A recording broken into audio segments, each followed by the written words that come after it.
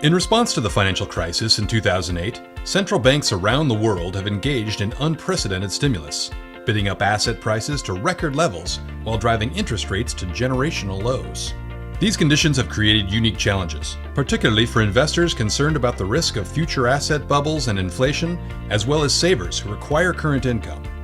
So where do long-term investors now look for guidance in post-crisis markets? For many years, investors and researchers have closely studied the investment approaches of the nation's largest and most successful endowments, such as Harvard and Yale. These so-called super endowments, with assets in excess of $1 billion, have been adept at translating ivory tower academic theory into real-world investment gains.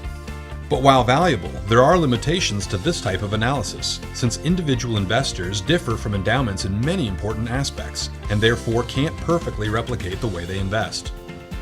However, we certainly can learn from the top endowments. We simply need to combine what makes these endowments successful with sound personal financial planning and investment techniques.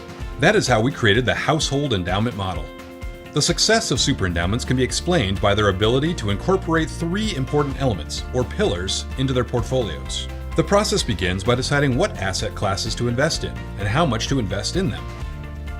Super endowments deploy wide diversification, assembling a variety of distinct investments that behave differently under a range of economic and market conditions. They create a diversified core or strategic allocation that includes both traditional and alternative asset classes.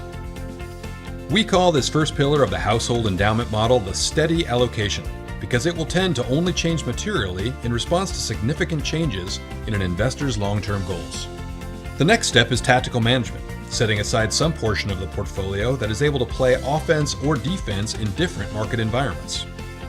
While it's not possible to time any market, it's important for investment managers to have the flexibility to reduce risk exposure in prolonged bear markets in order to minimize large losses, particularly since individual investors don't have an unlimited time horizon in which to recover. Super endowments are also often willing to adopt a patient, contrarian approach by adding to the most out-of-favor asset classes in their core allocations through regular rebalancing. This kind of fine-tuning or tactical management is the second pillar of the household endowment model, the ready allocation. Finally, the top endowments also try to improve long-term performance through the selection of active managers who have consistently demonstrated investment skill. We refer to this final pillar as the heady allocation, combining multiple traditional and alternative managers who stand out from the crowd over time through security selection and whose strategies often have little overlap with each other is also an important way to reduce portfolio risk. Many investors share the same basic goals as the nation's leading endowments, generating income today without sacrificing tomorrow by outpacing future spending needs and inflation. You have the opportunity to bring all three pillars of the largest endowment's investing strategy, steady, ready, and heady allocation techniques, into your home. Talk to your financial advisor today to understand how the household endowment model may be applied to your portfolio.